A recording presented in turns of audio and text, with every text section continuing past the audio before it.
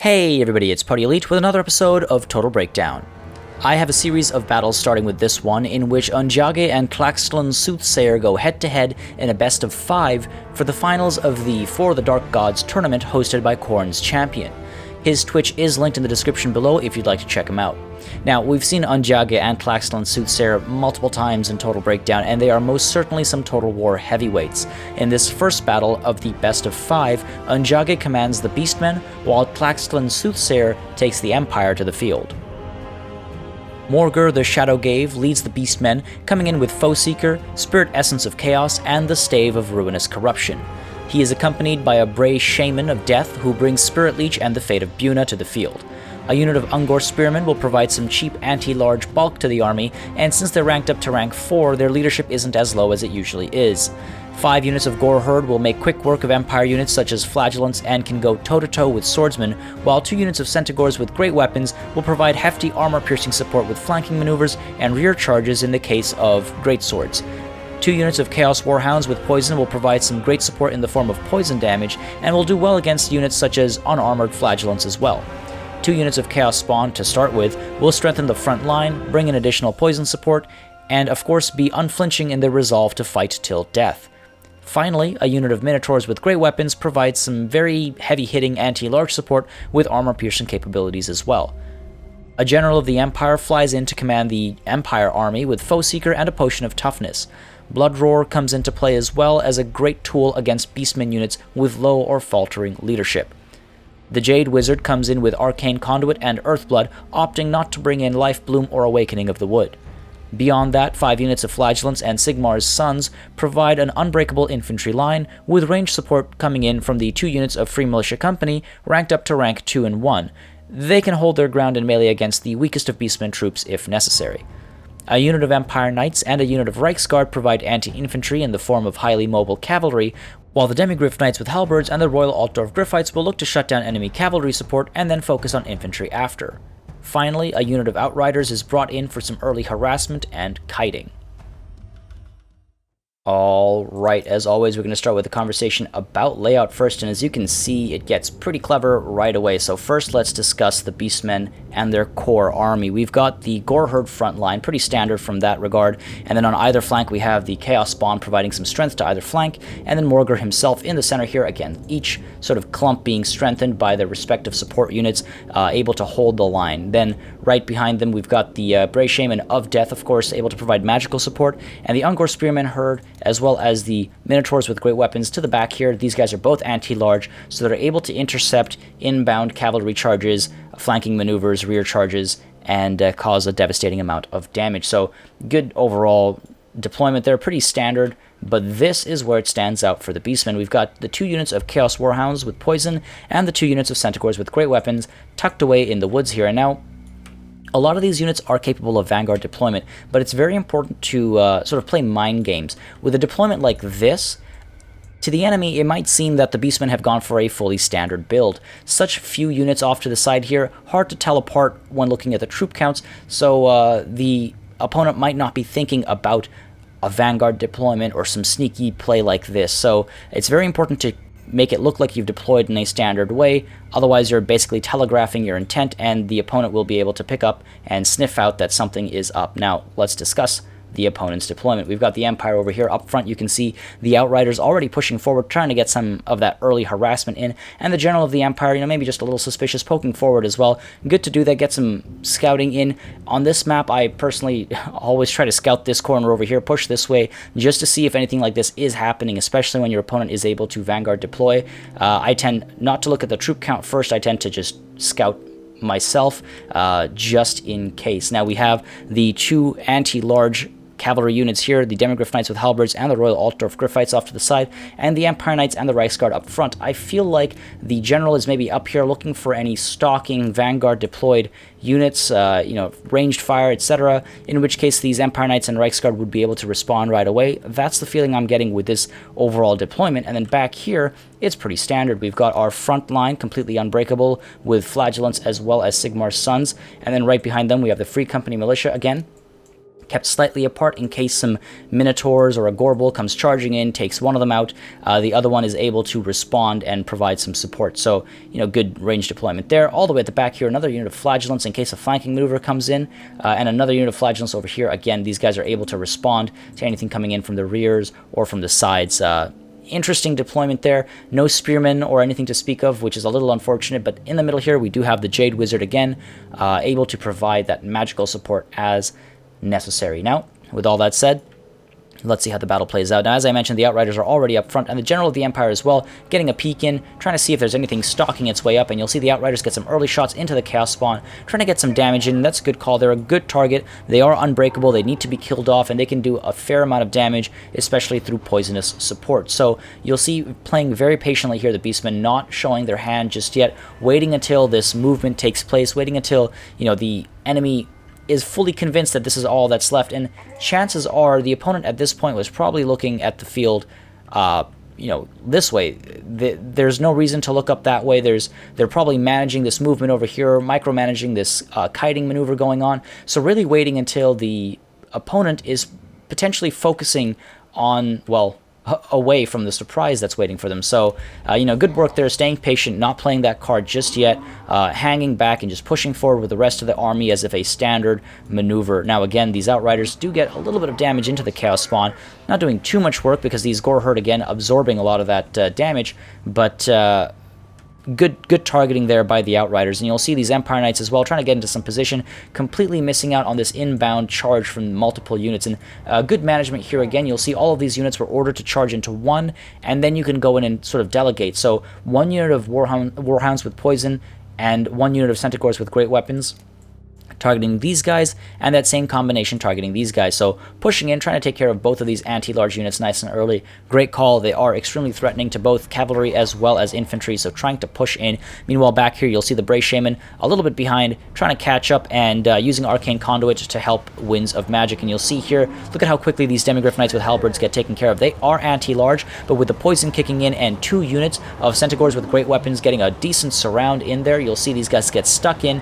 trapped, and very quickly get taken care of. These Royal Altdorf Griffites are able to pull back, and meanwhile the Outriders as well pulling into some safety, while these 2 units of the unit of Empire Knights and the Reichsguard not entirely sure what to do, and you'll see here the Demigryph Knights with Halberds completely routed already, wiped off the field, and very close to shattering with that full surround. Very good play there. That surprise manages to get a shatter there. So great use of the element of surprise nice and early in the battle, and now the right flank, as seen from the Beastmen, has already been won in terms of the cavalry, and it's about the infantry engagement now. So you'll see at this point, able to sort of hold their ground a little bit. They own the battlefield, the Beastmen, so they have control of the battlefield here. The Outriders not causing too much concern, but now slowly pushing forward, having to be very careful of these obstacles that force the army to repath.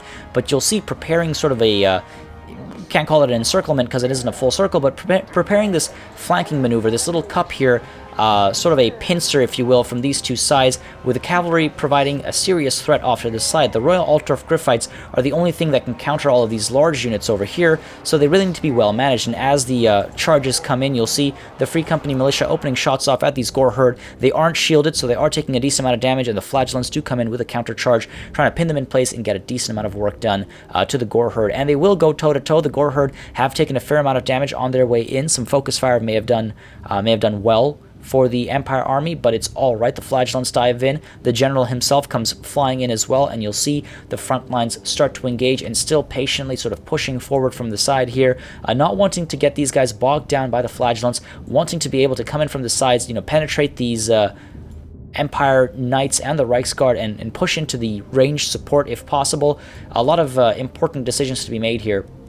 And you'll see very slowly pushing forward, and the Empire sort of committing to the side. Outriders trying to get some damage in, and ultimately in the center here, you'll see the Gore Herd have already given up. These guys have very quickly been terrified off, of course, with the General of the Empire flying in there, so they're pulling back. The center has been won by the Empire, but now these guys pushing in from the flanks. You'll see the Chaos Spawn here, as well as the Gore Herd, with the Chaos Warhounds of Poison pushing in, trying to win this right flank, and meanwhile over here, coming in from the rears, the Centaurs with great weapons, the Minotaurs with great weapons, and the last unit of Chaos Warhounds with poison, trying to push in from the side here, trying to get a surround going. And meanwhile, you'll see Spirit Leech goes down on the Royal Altdorf Griffites. Good move there by the Bray Shaman of Death, trying to get that damage in from a distance, and now you'll see, well, a couple of things going on.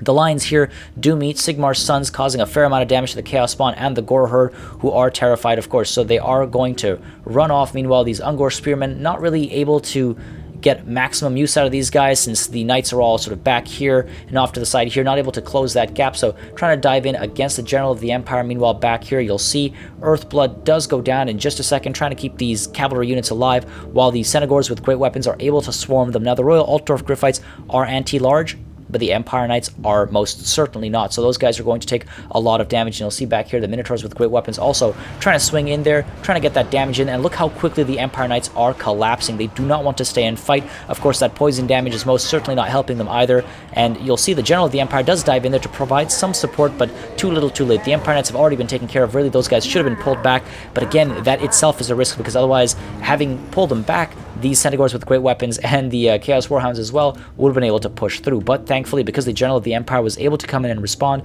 these Centaurs are terrified, so they are on their way out. Meanwhile, over here, Morgur was able to just punch his way through and get into the Free Company militia, bogging them down and making sure they're not able to get shots off. So good use of Morgur there, trying to shut down that range support, and that's extremely important because, of course, range support does morale damage as well as physical damage. So good use there. And you'll see these flagellants as well very quickly being taken care of. These flagellants just not being used. They should have been sent in to flank and surround these Gore Herd to provide some support here, or even over here, push in against these Ungor Spearmen Herd just to get some movement going on. I would have suggested pushing in here just to try and maintain and survive this right flank situation. And you'll see ultimately they do get pushed in, but they were just standing there static for far too long. The Senegor with great weapons still terrified, running away, and this unit of Chaos Warhounds with poison also routing away. The General of the Empire coming in there and getting some decent damage in there, particularly to morale. You'll see now these Outriders opening shots off at these Chaos Warhounds, and meanwhile, Spirit Leech goes down on the Royal Altdorf Griffites again, causing some of that magical damage. Good use there, because they are a very threatening unit. It's important to take care of them however possible, so that magic is doing a lot of work, and you'll see the General of the Empire does need to get out of there. He is taking some damage with poison in there, as well as the Minotaurs with great weapons and the Senegors with great weapons. A lot of damage does come in,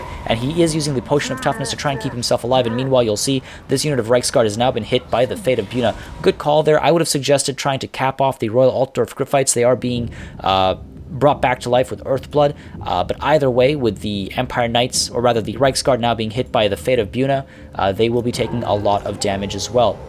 So good work there overall. The General of the Empire with Earthblood and that Potion of Toughness brought back to full health and still being kept in this engagement. So good management there, good use there. And over here you'll see these Outriders continue to open shots off, trying to take care of the Chaos Spawn as well as the Gore Herd. Chaos Spawn, of course, they are unbreakable, so they're going to stay and fight for as long as possible. Meanwhile, this unit of Chaos Spawn here brought up from the ground in the center here, and now able to close the gap with the Free Company militia here, or push up to the front line here and provide some support. So good use of Morgur there as well, trying to bring these guys into action and get some support. And you'll see over here the Empire Knights being pushed in this way, where there really is nothing they can support. They should have been pulled this way, or they should have been used here to shut these guys down, get them off the field, and, you know, bring these Outriders into some safety, pull them back into some safety, and pull these flagellants up here instead to provide some support to the front line.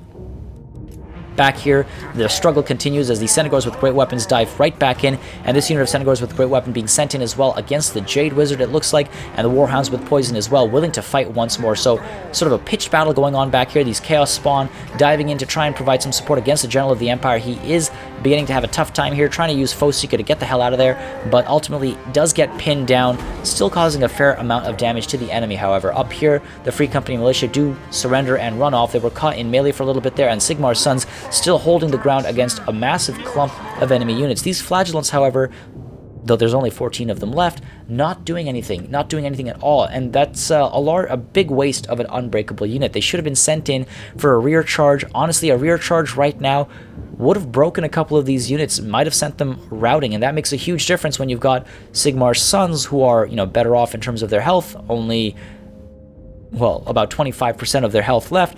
But a rear charge from these flagellants would have freed Sigmar's sons up, because these guys would have almost certainly routed with that rear charge coming in. So again, just a bit of mismanagement there.